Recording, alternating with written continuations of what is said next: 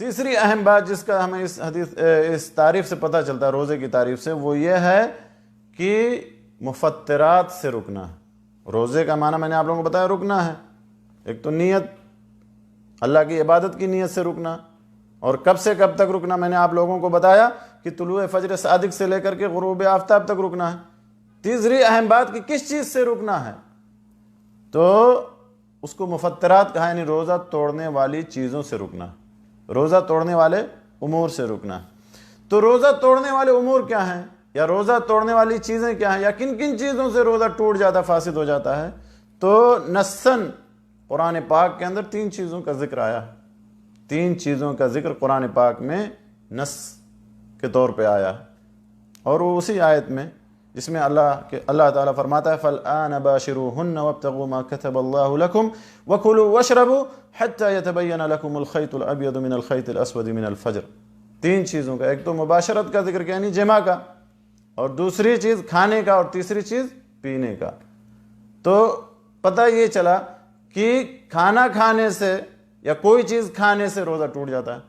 کلو وکلو وشربو، کھاؤ اور پیو، یہاں تک کہ فجر صادق طلوع ہو جائے، اس کے بعد کھانے پینے سے رک جانا۔ تو کھانا، کوئی چیز کھانا یا کوئی چیز پینا یا جمع کرنا، یہ 3 چیزیں ہیں جس کا ذکر اس آیت مبارکہ کے اندر آیا ہے۔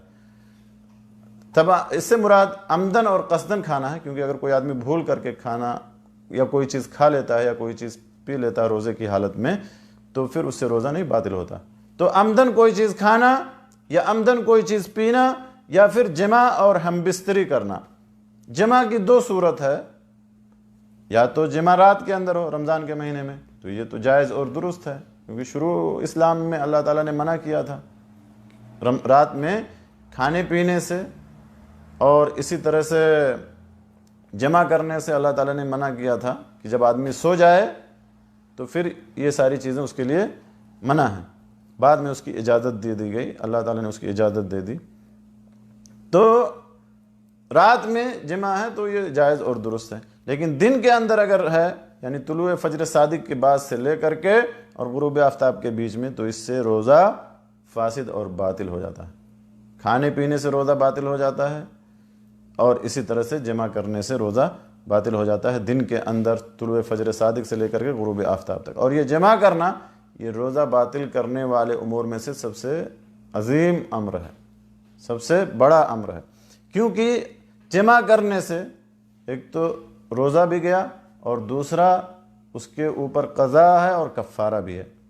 پہلی بات تو اس کو توبہ کرنا ہے کیونکہ اس نے گناہ کیا، دوسری چیز یہ ہے کہ اس کو پورا دن روزے کی حالت میں گزارنا ہے، اور تیسری چیز یہ ہے کہ اس کو قضا کرنا ہے، اور چوتھی چیز یہ ہے کہ اس کے اوپر کفارہ ہے، اور کفارہ مغلظہ ہے، یعنی شدید قسم کا جرمانہ ہے۔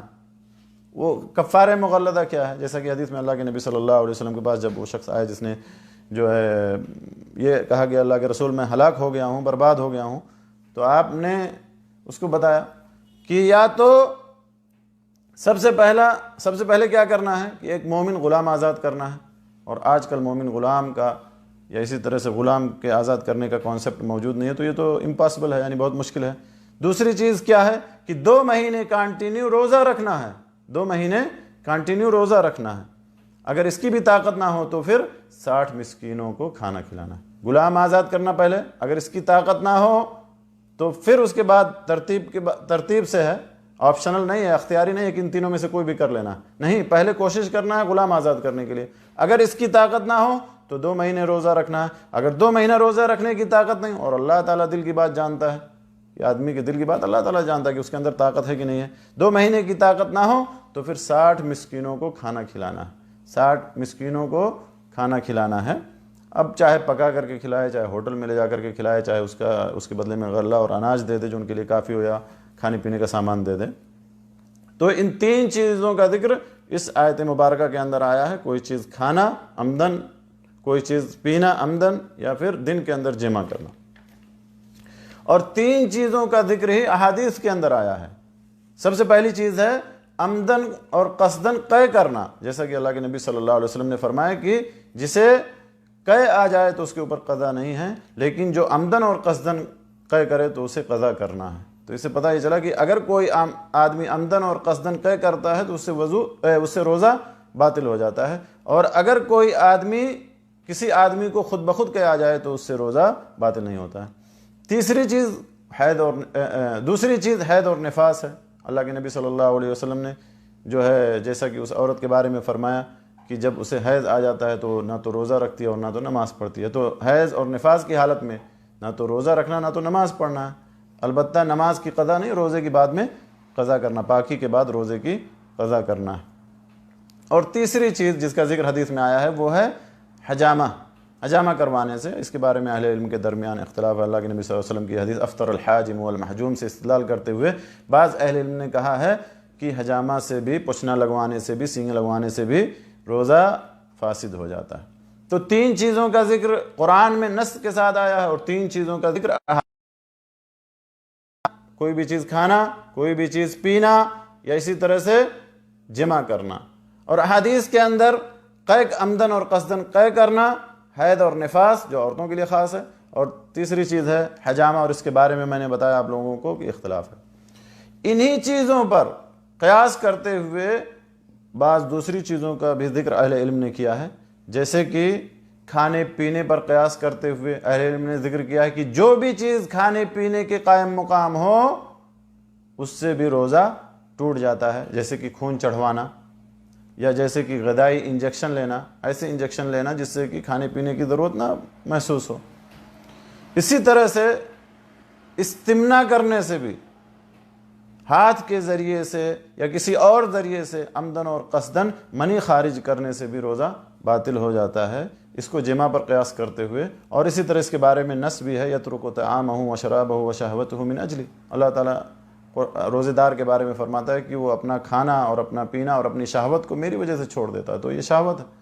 تو ہاتھ کے ذریعے سے یا کسی اور ذریعے سے منی خارج کرنا روزے کی حالت میں، اس سے بھی جو ہے روزہ باطل ہو جاتا ہے۔ البتہ اگر کسی کو احتلام ہو جائے روزے کی حالت میں، سونے کے حالت میں، تو اس سے نہ تو روزہ باطل ہوتا اور نہ فاسد ہوتا۔